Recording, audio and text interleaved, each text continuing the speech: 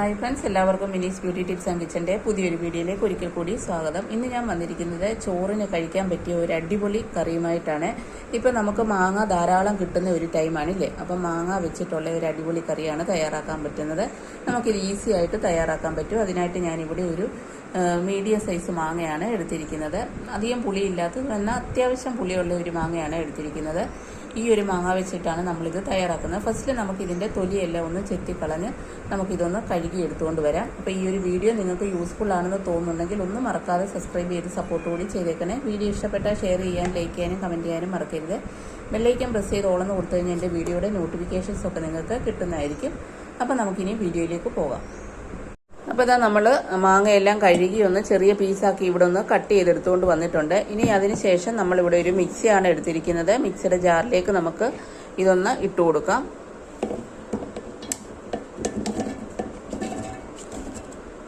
അപ്പോൾ ഇതാ ഞാനെല്ലാം ഒന്ന് മിക്സിയുടെ ജാറിലേക്ക് ഒന്ന് ഇട്ട് കൊടുത്തിട്ടുണ്ട്. ഇനി ഇതിലേക്ക് നമ്മൾ ചേർത്ത് കൊടുക്കുന്നത് ഒരു മുറി തേങ്ങ ഞാനിവിടെ തിരുമ്മി എടുത്തിട്ടുണ്ട്. അതുകൊണ്ട് നമുക്ക് ഇതിലേക്കൊന്ന് ചേർത്ത് കൊടുക്കാം.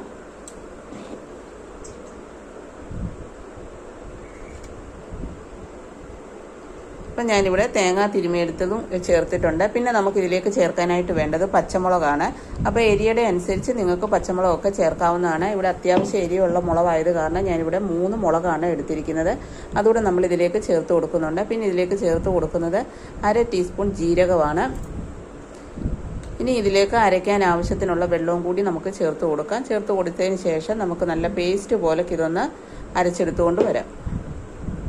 ഇനി ഇത് തയ്യാറാക്കാനായിട്ട് ഞാനിവിടെ ഒരു പാത്രം വെച്ചിട്ടുണ്ട്. അതിലേക്ക് നമുക്കൊരു 2 ടേബിൾ സ്പൂൺ വെളിച്ചെണ്ണ ഒഴിച്ചു കൊടുക്കാം.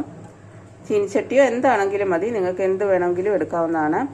ഇനി ഇതിലേക്ക് നമ്മൾ എണ്ണയൊന്ന് ചൂടായി വരുമ്പോഴേക്കും കുറച്ച് കടുക് ഇട്ട് കൊടുക്കാം.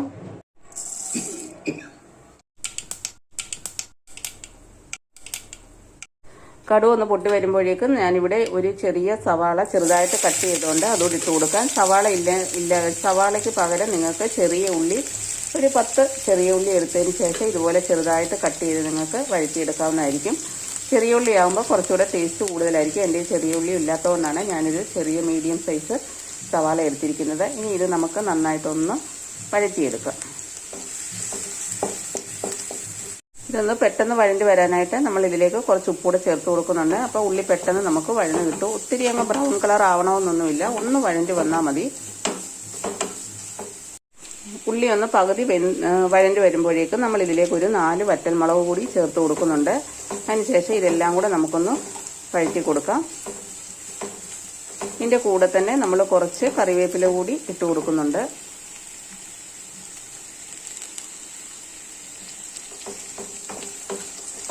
എന്നിട്ടൊന്നുകൂടെ നമുക്കൊന്ന് വഴറ്റി കൊടുക്കാം. അപ്പോൾ ഇത് നന്നായിട്ടൊന്ന് വഴണ്ടി വന്നിട്ടുണ്ട്. ഇനി ഇതിലേക്ക് നമ്മൾ അരച്ച് വെച്ചിരിക്കുന്ന മാങ്ങായും തേങ്ങായും കൂടെ ഉള്ള ആ ഒരു അരപ്പ് നമുക്കിതിലേക്ക് ഇതിലേക്കൊന്ന് ഒഴിച്ചു കൊടുക്കാം. ഫ്ലെയിം കുറച്ച് വെച്ച് വേണം, ഒരു കാരണവശാലും തിളയ്ക്കരുത്.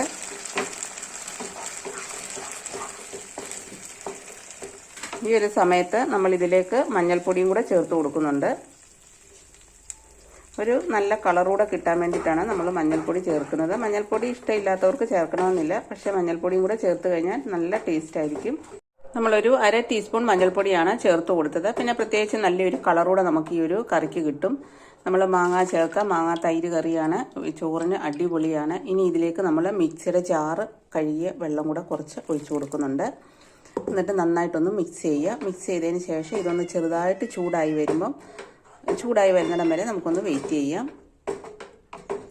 ഈ ഒരു സമയത്ത് നിങ്ങൾക്ക് ഉപ്പ് കുറവാണെന്നുണ്ടെങ്കിൽ ഉപ്പ് കൂടി ചേർത്ത് കൊടുത്ത് നന്നായിട്ട് മിക്സ് ചെയ്യാവുന്നതാണ്. അപ്പോൾ ഇതൊന്ന് ചെറുതായിട്ടൊന്ന് ചൂടായി നമ്മൾ മാങ്ങ അധികം പുളിയില്ലാത്തതാണ് എടുത്തത്. അപ്പോൾ ഇനി ഇതിലേക്ക് നമ്മൾ ചേർത്ത് കൊടുക്കുന്നത് ഒരു 1/2 കപ്പ് തൈരാണ്. തൈര് നമുക്ക് ഒന്നിലും മിക്സിയുടെ ജാറിൽ നന്നായിട്ടൊന്ന് അടിച്ചെടുക്കാവുന്നതാണ്. ഒട്ടും തൈര് ഇല്ലാതെ കൊണ്ട് നമ്മളൊന്ന് അടിച്ചെടുക്കണം. അതുപോലെ തന്നെ തൈരിനും അധികം പുളിയുള്ള തൈരാവരുത്. മാങ്ങായ്ക്ക് പുളിയും തൈരിൻ്റെ പുളിയാണെങ്കിൽ കറിക്ക് ഒരു ടേസ്റ്റും കാണത്തില്ല.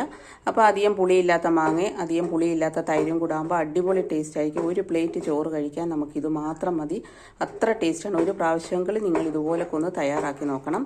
ഇനി ഇത് നമുക്ക് നല്ലപോലെ ഒന്ന് ചൂടാവുന്നിടം വരെ ഒന്ന് വെയിറ്റ് ചെയ്യുക. ഒരു കാരണവശാലും തിളയ്ക്കരുത്. തിളയ്ക്കുന്നതിന് മുമ്പ് ഫ്ലെയിം ഓഫാക്കി വെച്ച് എടുക്കേണ്ടതാണ്.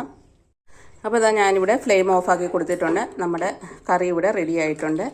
പച്ചമാങ്ങയും തൈരും ചേർത്തുള്ള അടിപൊളി കറിയാണ്. അപ്പോൾ ഈ ഒരു വീഡിയോ നിങ്ങൾക്ക് എല്ലാവർക്കും ഇഷ്ടപ്പെട്ട് കാണുമെന്ന് വിശ്വസിക്കുന്നു. എല്ലാവരും ഒരു പ്രാവശ്യമെങ്കിലും ഇതുപോലെ ഒന്ന് തയ്യാറാക്കി നോക്കുക. അപ്പോൾ വീണ്ടും പുതിയൊരു വീഡിയോയുമായി വരുന്നിടം വരെ താങ്ക്സ് ഫോർ വാച്ചിങ്.